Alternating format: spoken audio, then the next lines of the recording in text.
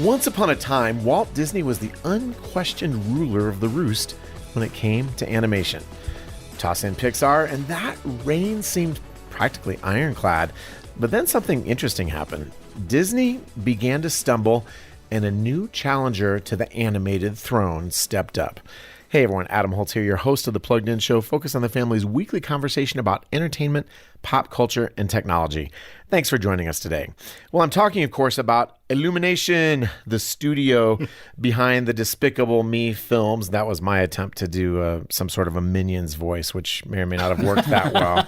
But they've done movies like The Secret Life of Pets, thank you for the sympathy laugh, Sing, Dr. Seuss's The Grinch, and the Super Mario Brothers movie. And while not every single Illumination movie has been a massive hit, honestly, most of them have been. And the studio's been much more consistent in terms of successful animated films in the last decade or so than the proverbial Mouse House has been. So today we're going to talk about Despicable Me 4, and we'll touch on some of the keys to Illumination's success more broadly and what that might mean for families.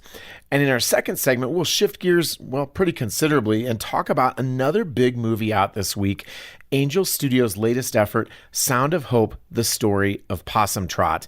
And if you're not sure what a possum trot is, you're going to want to stick around because it's a pretty amazing movie. Well, before we dive into today's show, I want to say thanks for joining us each week as we talk about how screens and entertainment potentially influence you and your family.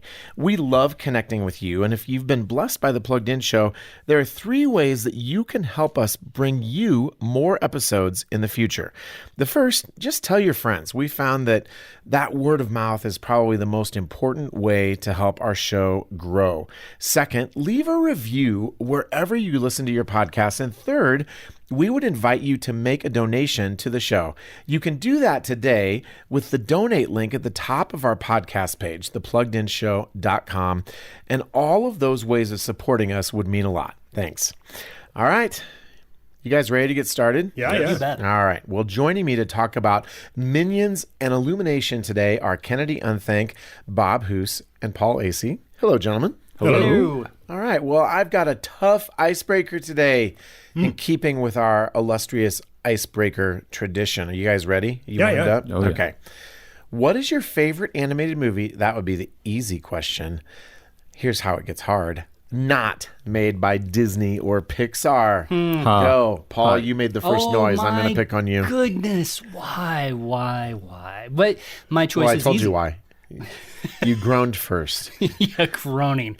Never groan in this podcast. That's the moral of that Don't story. bring attention to yourself. Just lay low. Just avoid the eyes. Exactly. Avoid the eyes. Shrink in your seat.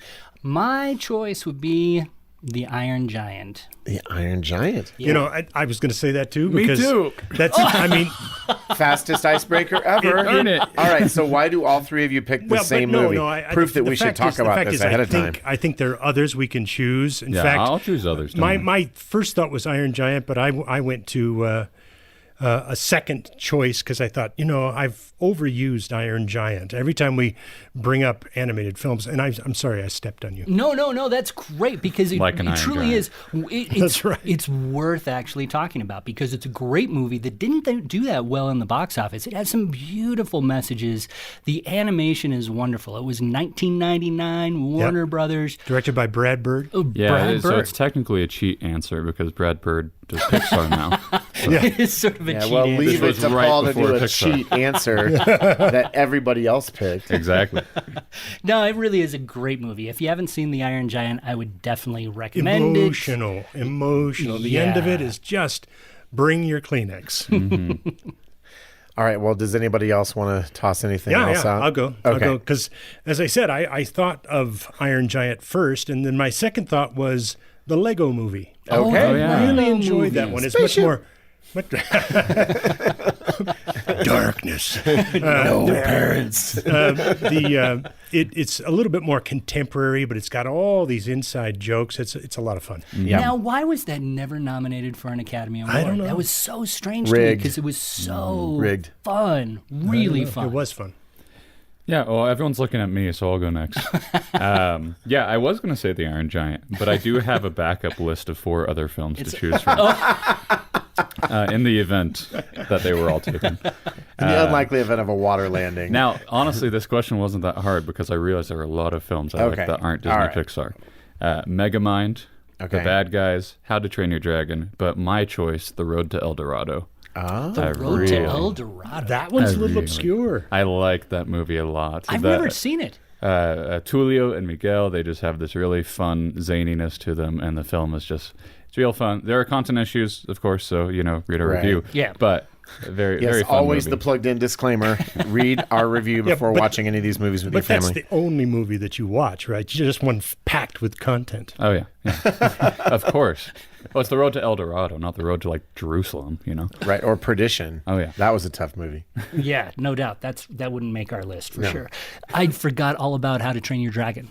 That's a really lovely movie, too. Yeah, it is. Mm-hmm. Oh, man. There's a lot of actually good animated movies that aren't made by Disney and Pixar. Well, and the right. ones we're talking about today, the Despicable Me films, that first one, because Keep your powder dry. We'll get there. We'll get there. I've reviewed the first three. Yes. And I loved that first one. You see how I ask people to do things and they just keep Sorry. talking. I just had a thought to finish there, but go ahead. No, you love them. So Yeah. we're going to circle back to that because Yeah. I think that's actually a significant part of our conversation today. But only after Adam tells us his answer. Right. Sorry, Bob. Oh, that's right. Sorry.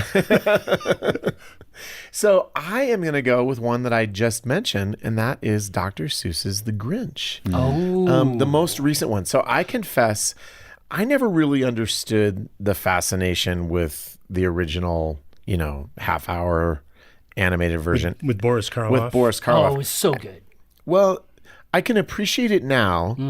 As a kid, it was a little bit like The Wizard of Oz in that it freaked Which me you never out saw? so much. I've never really completely seen it. Thank you for that, Paul. Like The Grinch was never particularly an appealing or sympathetic character to me. Never mind, Boris Karloff singing was quite lovely. But as his heart has shrunk in size over the years, now he relates to the Grinch even more. It's been a tough morning so far, and we haven't even really started. That was very funny.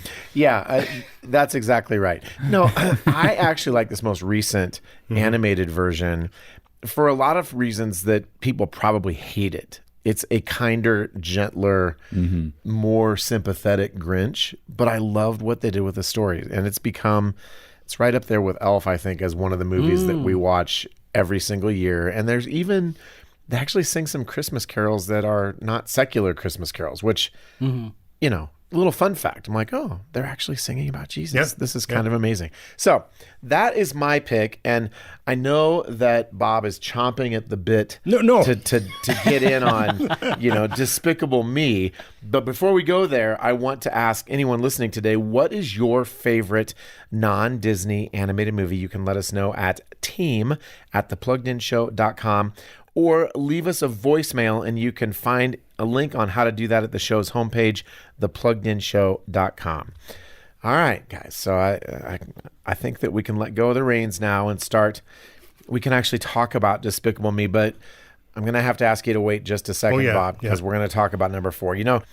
Today is July 4th, and it's traditionally one of the third or fourth biggest movie weekends of the year.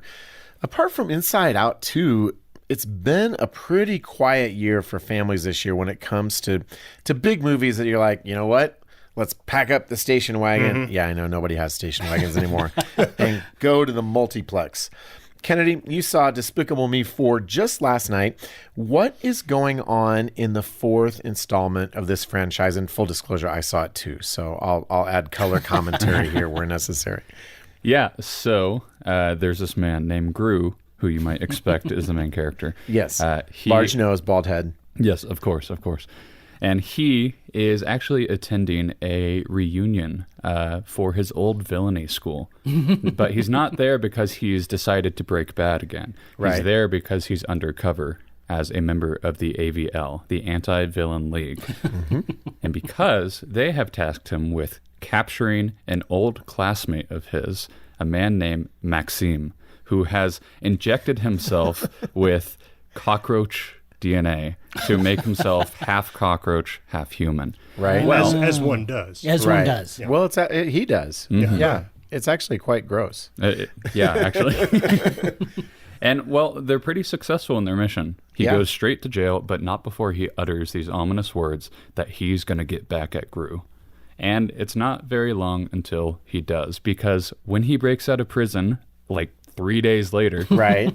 he says, well, I'm going to go and I'm going to steal Gru's, by the way, biological son that he's had since Despicable Me 3. And he says, I'm going to take his son and turn him into a cockroach hybrid like me just to get back at him. Yeah, now that's evil. Yes. Oh, it is evil. I've Just never to wanted to bug turn him, into so to Yep. speak. Thanks, Yeah. Paul. You can leave for the rest of the podcast. But in order to counter this, because they're trying to track him down, they can't find him. In order to make sure that Gru and his family remain safe, the AVL decide they're going to send them somewhere else. You're going to take on new names and new identities until we capture this man. In the meantime, we're also going to take all of your minions, save 3 of them for some reason. Right. We're going to take them and we're going to try and train them up to be our own kind of secret agents in helping us take down Maxime once we do find him. And so, as you can imagine, the minions are known for their antics.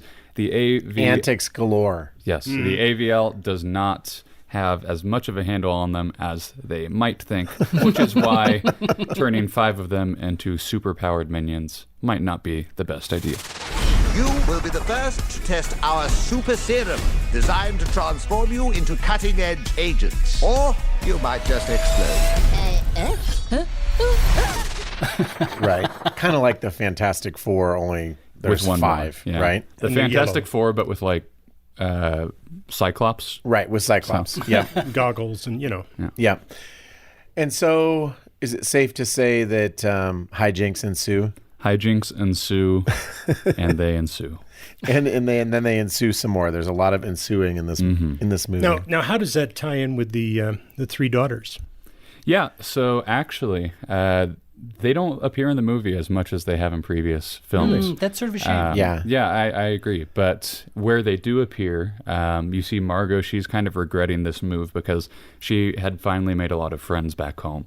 And so she's trying to fit in at this new school that they forced her to go to, and even with the new name and new identity that they have to keep track of. And that latter thing is actually what's super important to the youngest one, Agnes, who has this really tough time because her dad is telling her, no, you have to tell everybody that your name is Brittany. But she says, but you told us never to lie. Yeah. And I don't think I can say that my name's Brittany when my name is Agnes. And then the middle girl, Edith, the one who has always been kind of the more rambunctious one, she doesn't really appear much at all in the film other than for when she goes to a karate class. So, man, I'm going to leave that scene right there. Okay. So let me ask you just a really basic question. Is this a fun movie? I thought it was fun. I thought from an adult critical perspective, I thought maybe there were a few too many plot points. Well, yeah, there's a whole nother plot point in that their next door neighbors, who are sort of very, very rich, they have a daughter named Poppy, who is an aspiring villain. And she basically figures out who Gru is and blackmails him into going to this old high school for villains to steal something ridiculous. So there's a lot of plot points going on, and I think if there's anything that might confuse a child watching this, it's probably that all the jumping back and forth to, Gru's trying to make friends with the neighbors, but he's also trying to help their daughter become a villain because if he doesn't, then she's going to blackmail them and kind of expose everyone that they're actually people in hiding. And then you have these super minions who are running off and trying to become superheroes, but they fail in their typical crazy minion ways. Spectacularly. And everything I just mentioned is B, C, D plot to the main plot. Right. And see, that was sort of my impression, just doing a little bit of research on this movie and watching the trailer. They don't necessarily coincide, so you know that there's a lot going on. But see, that's the part about having sequels. You've always got to make it a little bit bigger, a little bit more expansive, a little bit more bizarre, especially with a franchise like this. Yeah. Yeah, but overall, I would say it was fun. You know, I think it's very stereotypical Despicable Me. It comes in very standard for the rest of the franchise. There's nothing here, I think, that's going to be an objectionable, like, oh, that's good good. heavens, no, we're not going to go see that. Yeah. But I don't think it's as good as the first one. Well, I think it's probably better than the third. That's what I was going to ask you. One of the things I loved about the first one was this concept, this idea you've got this evil villain whose heart is changed by the love of these 3 orphan girls that he adopts. And so by the time you get to the end, it's really, really sweet. Are there sweet moments here too? I thought so. There are sweet moments. I think they're a bit shorter and maybe not as directly relevant to the plot. Yeah. There's this really sweet scene, for instance, when he's dropping Margot off at school and he's telling her, like, oh, you're going to be okay. Just go in there. You're going to make friends. And then she leaves the car and he's just saying there, he's like, oh, I really hope they like you. You know, I want them to like you so much. Yeah. And of course, there's this other, I guess, plot point of Gru's trying to get his biological son to like him because for some reason this baby just does not like his father. And he loves his mom, but whenever he's handed off to Gru, he just almost intentionally at times tries to kind of terrorize him. Well, if he's a half cockroach, I suppose that... Well, that that's doesn't not come till yet. later. Oh, that doesn't okay. come till later. But there's the sweetness because even though this baby is constantly just terrorizing Gru, obviously as a parent, he's saying, I still love this baby. I'm going to take care of it. I'm going to protect it. And, you know, now I know that this villain's coming to steal this baby. I'm going to make sure that he's protected at all costs, even if this baby's just completely bringing me to my wit's end. Yep. Well, and it made me think of the 90s TV show Dinosaurs, you know, with the little baby that was always like, not the mama. You know, that was, it felt like they lifted that gag, not quite directly, but pretty close. And I found that there were lots of moments throughout the movie that were just obvious callbacks and homages to other scenes and other movies. There's definitely a Mission Impossible kind of scene. There's a 70s detective kind of soundtrack. And there are just moments where I'm like, I leaned over to my son. I'm like, that's from this. That's from this. And I think that I liked the way they threw those subtle references in for parents, because I think sometimes they try to take these movies and to appeal to adults, they sometimes think that they have to add crass content. I thought there was less bathroom humor and actually less suggestive stuff than the third one. In the third one, the villain is Balthazar Bratt, and he basically does these hip thrusts for the entire movie. And we had some people say, boy, there are a lot of hip thrusts in this movie. I felt like there was less content here.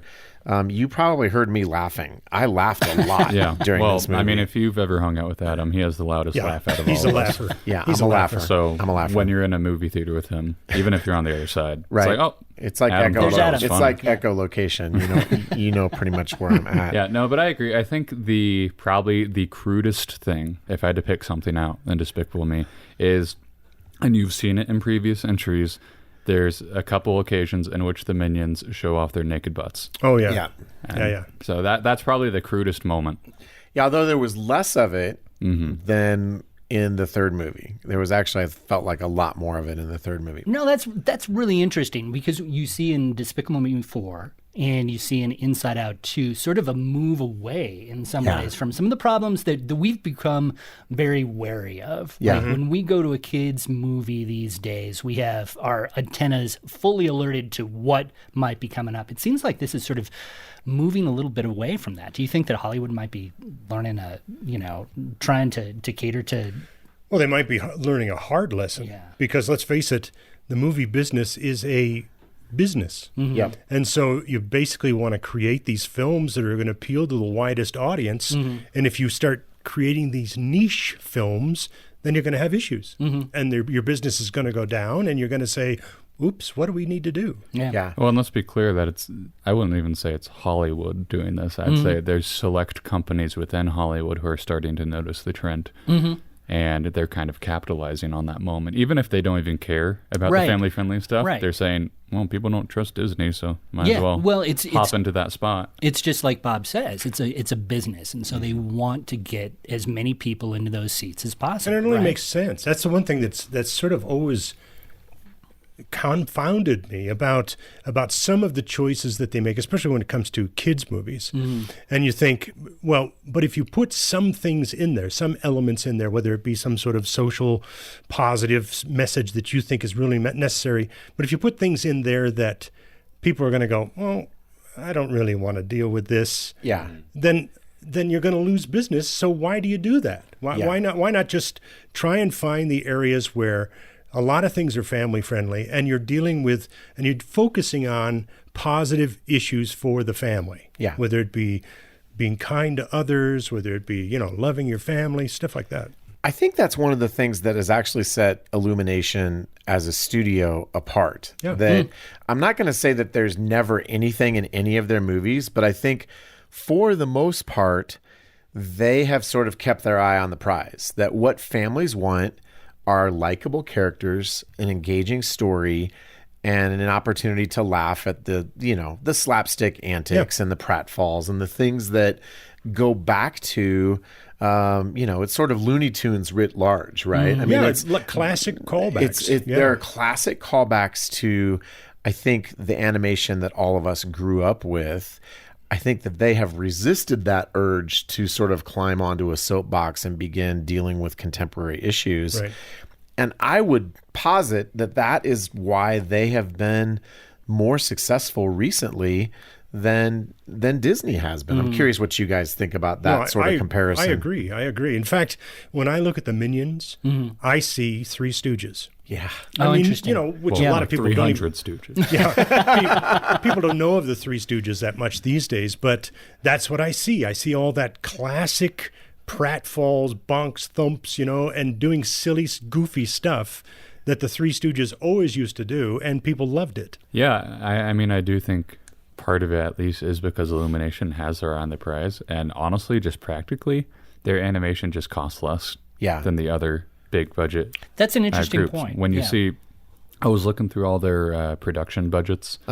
Illumination's most expensive movie was the Super Mario Bros. And it was $100 million. Wow. And that's pretty interesting. Yeah. But then you look at Disney, who almost consistently is around 150 to 200 million. Yep. And you have Pixar, who, especially in their more recent films, is always at 200 million. And even DreamWorks gets up to like 120 to 150.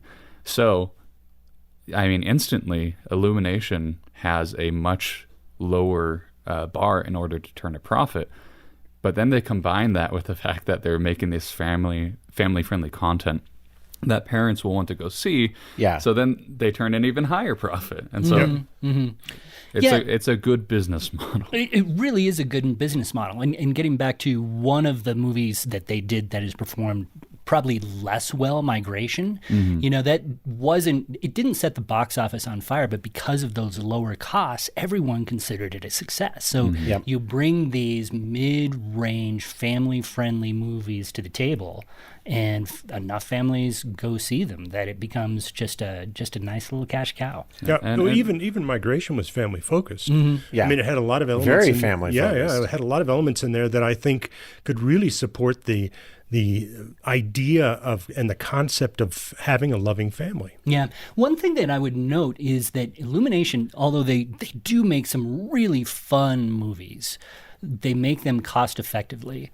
But outside maybe the first Despicable Me movie, they don't have that poignancy, that heart that you find in the best of Disney and Pixar and even DreamWorks. So I'm going to push back on that a little bit. I actually think as we have seen Gru and Lucy and their family grow, it's not on Pixar level. I'm not going to disagree with sort of the 30,000 foot view of that argument that you just laid out, but there's some really nice moments in this movie. I don't feel like it's just totally a throwaway movie. some great parenthood moments. Yeah. And you're going to tell me that Mr. Moon from Sing 1 and Sing 2 isn't an emotional character? Come on. What was Come I on. thinking? What was I thinking? No, and I think that I'm not saying that these movies don't have a lot of value and Yeah. a lot of entertainment, but I do think that when you look at Pixar at its best, Yeah. Disney at its best, when you look at those, and again, Despicable Me, I agree with you, Bob. I think that was just a lovely, wonderful movie, but it doesn't feel like it has the heart, the poignancy that you find in like an Inside Out. That's or an Up. interesting point, though, because we haven't seen Disney at its best in a while. Yeah, Inside Out 2, I think, felt like a return to form. Well, but I was saying purely Disney. Yeah, Disney. I mean, And Encanto, I would Pixar, argue. we have, but we haven't seen a lot of Disney being really at its best. But like, even if we forget the emotional messages for a second and we just even take off the plugged in hat for the content issues, Right. We'll like- put it back on in just a moment. Don't be concerned. I think, this is plugged in, gone wild, I don't know. But even if you don't care about the content or the emotional messages or whatever, there's this sense that at the very least, I feel that a lot of people in society are just getting tired of feeling like these messages have been shoehorned specifically into movies that don't really feel like they're suited for those messages. Like, I'll give an example, and this is just something I'm making up because I don't really care about this franchise.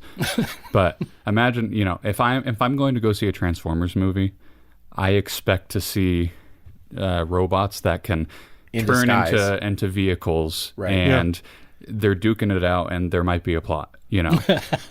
I don't expect to see Optimus Prime turn into a semi-truck and then give some social commentary on modern America.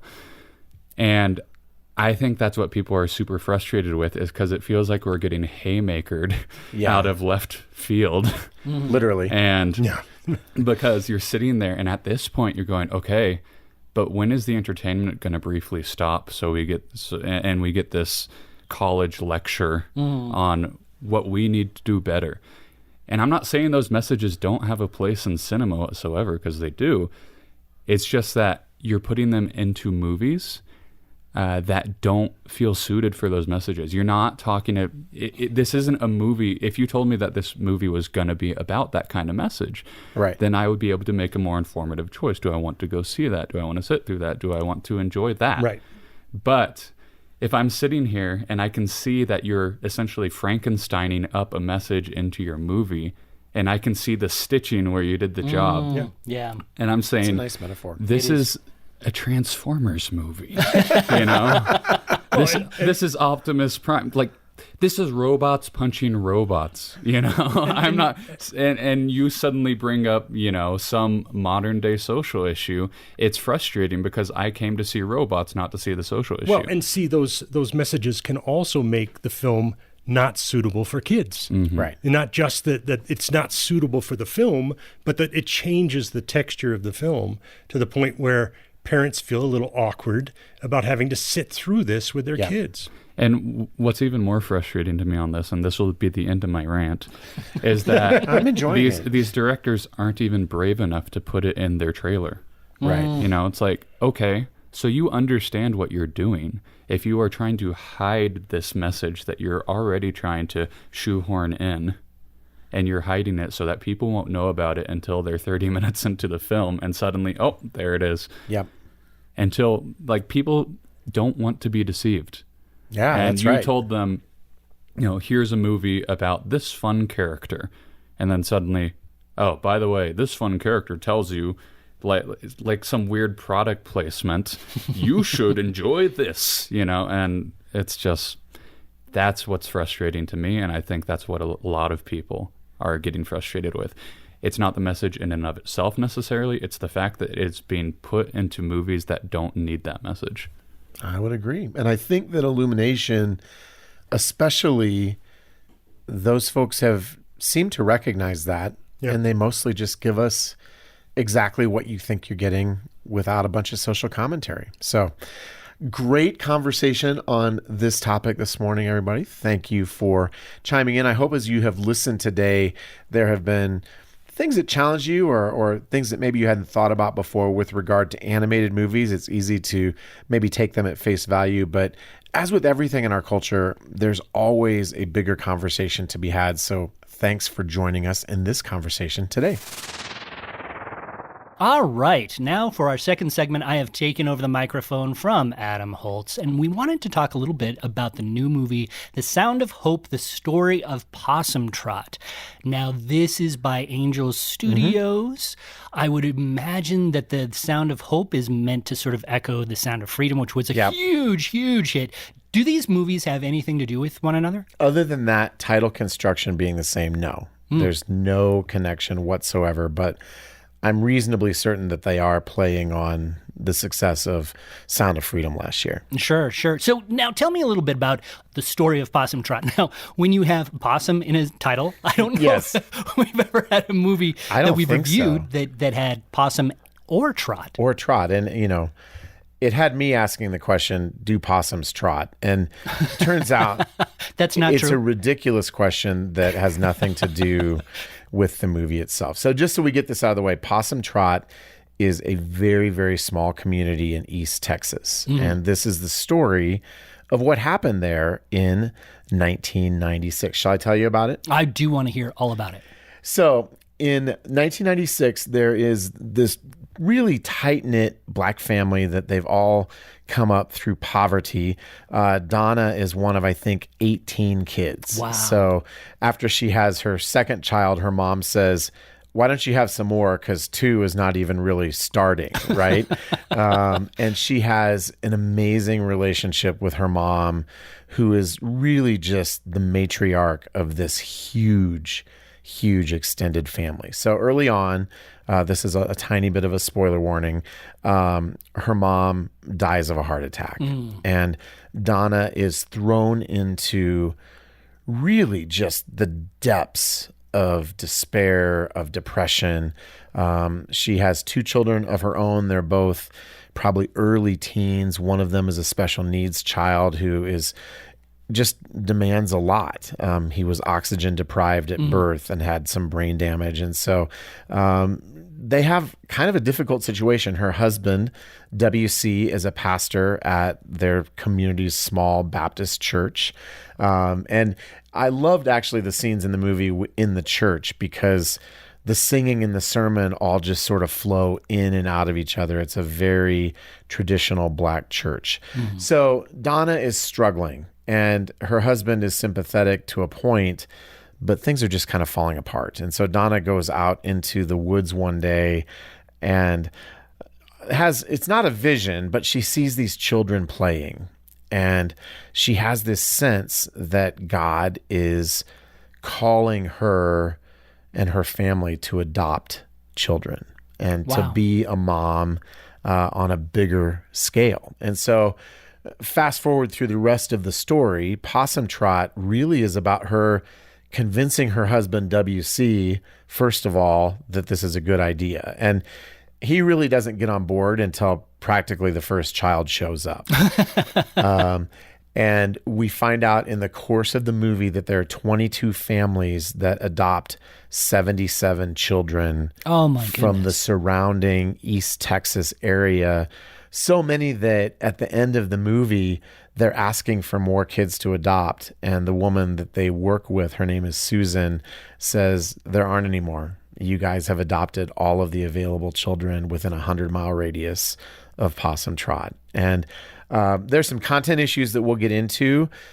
It is a really lovely story and one that moved me, I think, more than I expected, although I would say my expectations were not very well formed because I didn't know much about the story. Yeah, it sounds like a fascinating story based on a true story, Based right? on a true story, yes. That's incredible. When you talk about what we do here at Plugged In, we're a part of Focus on the Family. Yeah. This feels like sort of the ultimate focus on your family. Yeah. And when you're talking about bringing these kids in who need a mom, who need a dad, was there? You talk a little bit about how Donna had a special needs child. I would imagine just that leap of faith, to adopt when you feel like you've got your hands full. I mean, how did the movie portray that? Well, they do portray it as a leap of faith, and they portray it as Donna being obedient to her sense of God's call for her to do this. And she actually sort of verbally backs her husband into a corner because he's not on board. He's basically like, we don't have the money to do this. And it's a very poor community. They don't have the money to do it. And at one point she says, what is God saying to you? Oh. And she said, I think you're scared. And I've never seen you scared before. There's a little bit of spiritual shaming going on, right? But then she says, what is God saying to you? And he gets quiet. And it's clear at that point that God has been speaking to him too. And once he gets on board, they are an absolute tour de force in terms of influencing people to adopt. Yeah. And the adoption agency and this woman, Susan, that they work with, at first they're afraid everybody's jumping in too quickly without really understanding how hard this is. But they are all in, and they basically say, we want the kids that nobody else will take. Oh, we wow. want the kids that have had the hardest problems. And so one of the young women that they adopt, her name is Terry, and she was allegedly prostituted by her mother. She has been sexually abused, and really very difficult story. Another one of the kids was in a room when somebody was murdered, and we see the person pull the gun and shoot, and we see bullet holes come through the wall. So I do want to say it's a PG-13 movie, and it's fairly gritty in spots. Yeah. There's a couple of places where there are some mild profanities, but there are allusions to sexual abuse.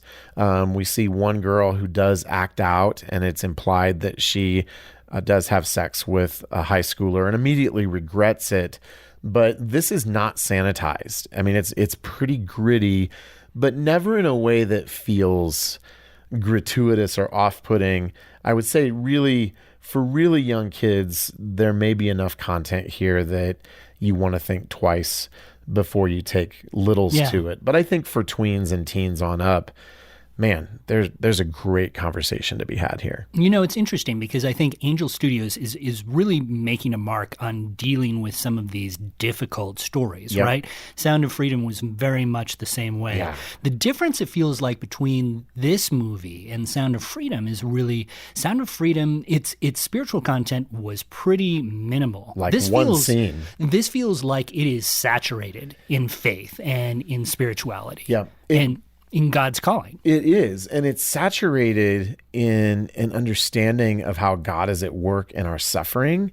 And we see them pray, and we see them reach these moments of desperation, and we see some pretty significant conflicts, and we see WC's weakness. We see Donna's weakness, and we see both of them at different times, and some other people just get to the end of their ropes in a way that felt really authentic. And I know that word can be overused, but it didn't feel like it was manufactured, for a Christian movie kind of drama. But this is a hard go. And Terry especially, she initially basically identifies as a cat, as a way of dealing with her trauma. And she meows and she walks on all fours. And we watch as they try to figure out, how do we love this girl that's so badly damaged that she's escaping into this fantasy of being a cat. And it's hard. Yeah. And I really liked what they did with it. And that faith content and very much focused on Jesus is woven throughout the film. And it feels like it could be a convicting movie, Oh, right? man. The scene that you were talking about earlier, the idea of what is God telling you to do? I mean, how many of us, the people sitting in the audience, would think, what is God telling me to do that I'm too scared to do? Yeah. I mean, that's a powerful message. That's a powerful message. And there is a scene in the movie where one of the people in the community has adopted so many kids that the sewer system has backed up. Oh, my goodness. Because it's being used so much more than it was before. And they have to replace a sewer line, and they're desperate. And so WC, with hat in hand, goes to what is comparatively a rich white megachurch and asks a pastor friend, can you guys help out? And they're they're having like a run through on the service, and they're talking about their mission trip cruise to the Caribbean. And the pastor basically says, "I'm sorry, we don't have it in the budget." Oh my goodness. And the pastor doesn't write a personal check. So it's not, completely a loss. But again, when you see these people who are in deep poverty making this incredible sacrifice, there's no excuse. And there's even a scene where WC basically says there's no reason why you can't do this. Wow. We have done it and God has met our needs. And I think that's one of the overarching messages, is that when we respond in faith, God meets our needs in miraculous ways. Man, that's a beautiful story. This sounds like a movie that we would definitely recommend that people of a certain age would go see. Yeah, definitely check out my full review at pluggedin.com, and I'll go into some of those content things in a little bit more detail than we have here. But like Sound of Freedom, this feels like an important movie. Sound of Freedom was a harder movie to watch because of the sexual trafficking subject matter. But this one's gritty too, but man, I just was inspired by it, and I would encourage people to consider going. Well, this was an inspiring conversation from me. Thank you so much, Adam. You bet. Well, now it's time for a part of our show where we like to have a little bit of fun. And this is a game we call Name That Movie, where each of us gives a log line, a brief little description of a movie. And maybe there's something exaggerated and fun in the way that we're describing it. And the rest of us have to guess what the movie is. And Paul, I picked on you, for our icebreaker today. So Kennedy, Bob, anybody want to start us off today? Sure. Okay. Sure, I'll go. All right. Let's see. A boy with musical skills sets off on a quest with a monkey to find his father's enchanted armor. I was going to say Onward, but that doesn't make sense with the music. No. I was thinking Johnny Quest, but I don't think that's quite right. Musical skills and a monkey. Well, and you could even say it's almost magical I know musical what this skills. is, but it's right there on the tip of my... And a monkey. The thinking part of And my a brain. I feel like the Monkey. monkey is like a red herring. Well, but it's important. No, but it's a Enchanted monkey. It's not a armor. fish. No, it's a monkey. Oh, man. I know what this is, but I can't pull it out. Well, let me give us give you another one hint? more clue. Strings. That one movie that I can't remember the name of. Yes. Oh, That's the one. 9 Strings, something like that. No, it's Kubo and the Yeah. something Kubo and strings. strings. Yes. There you go. Yep. Oh, I knew there were a certain number of strings, Yeah. but I couldn't remember how many we were talking about. Okay. good job, Adam. No, it was right there the whole time. Kubo but and I, the indefinite amount of strings. after 1,000 or so movies, I looked up recently how many I've reviewed. It all sorts, it runs together. One of my favorite parts, actually, of that film is a George Harrison song, "My Guitar Gently Weeps," played with a, what's that sort of Japanese instrument? Sitar? No, that's Indian. It's that little sort of rectangular. Yeah. Anyway, it's we're having a hard time it's with absolutely beautiful. The song itself, the way they construct it, it's beautiful. Kennedy. All right. A man uses a particular set of skills accumulated over the course of his colorful career to evade the authorities and establish an American presence in South America. This is an animated movie? Yeah. Oh, I feel like South America is a really important clue here. I would say Up. It is Up. Boom. Nice, Paul. There we go. Nicely done. I would not have gotten there. What's was- his that was a good particular one. set of skills? He's spent his whole life doing balloons. And Oh, he studied well, up there on you the go. on the waterfall There that you they were go. going to. Yeah, So okay. yeah, totally works. All Thanks. right. I'm gonna go next, if that's okay with you, Adam. It is okay with me. A young woman runs away from a terrible home life and shacks up with a bunch of older guys. Whoa. Wow. What kind of animated movie we talking about here, Sounds like Paul? that sounds like content problems right there already. Doesn't it though? Snow White. You got There it. you go. Yeah. Oh, Shacks up. wow. I think Paul was maybe injecting a little bit of unnecessarily suggestive content into his description. It's a very weird story when you think really about is. it. You It know, really is. like, granted, you don't want your stepmom to kill you, and so you do whatever you have to. But still, Even that hang whole out with a bunch situation, of bearded guys, hey. Oh, wow. I may never think about Snow White the same way again. Thanks, Paul. You're welcome. That's what I'm here Are for. you ready for mine? Gandalf. Lord of the Rings. Batman. That was a Star Wars. Han Solo. Abraham Lincoln. Oh, this is the Lego movie. Shaquille O'Neal and Shakespeare. They've all starred in their own movies, but there's only one. This is the they're Lego all in movie. together. Yep, the Lego movie. See, I like to throw a softball because, something for yeah. low-hanging fruit. It's like, what's this multiverse movie thing that I can start talking about? I was thinking Ready Player One, but that's not animated. Oh, or is it? Because of all the animation CGI. in there, It's sort of CGI animation. Feels like another podcast for another time. There you Another go. podcast What for another is time. an animated movie? Yeah. So just 51%. Yeah. Is Who Framed Roger Rabbit animated? Well, and Exactly. thinking about Marcel it, the Shell. in this day of AI, this is pretty soon, everything could be animated. We could be animated. Yeah. This whole In fact, is this podcast. podcast real? Anyway, And it might be I better. think we're done with this part of the show. The truth is, we haven't done a podcast episode in 100 episodes. It's just been, we've just uploaded AI voices of ourselves. I don't think AI is advanced enough to be as corny as we are week after week. That would be some pretty amazing technology. Well, thanks for joining our conversation today. Have you seen either Despicable Me 4 or Sound of Hope, the story of Possum Trot? If so, we want to hear from you. And here's how you can get in touch with us. You can go to thepluggedinshow.com and leave us a voicemail with your answer to those questions, and we might just include it on a future show. You'll see a little black tab that you can click on, and that will take you to the place where you'll be prompted to leave a voicemail, or we can do it, the old-fashioned way. Shoot us an email at team@thepluggedinshow.com, and we would love to hear what you think about these movies. And of course, you can catch us on Instagram and Facebook as well. And if you haven't done so yet, we would love it if you picked up a copy of our team's book, Becoming a Screen-Savvy Family. It's a book in which we really try to boil down the stuff that we talk about each week. Some concrete principles, some stories.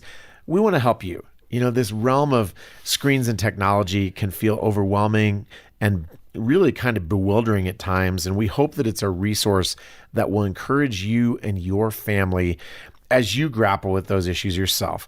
So today, for a gift of any amount, we would love to send you a copy of the book. And you can find information on how to do that in, you guessed it, the episode notes for today's show. Well, thanks again for spending some time with us this week at The Plugged In Show. We love taking this time to talk about pop culture and technology each week, and we look forward to joining you again next week on another episode of The Plugged In Show.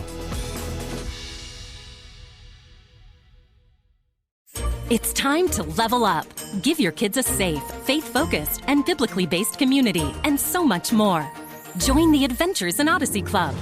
Club members get on-demand access to the exciting Adventures in Odyssey series, including more than 900 episodes. With faith-building activities, parental controls, and a safe online community, the Adventures in Odyssey Club could be your best adventure yet. Learn more and start your free trial at adventuresinodyssey.com/radio.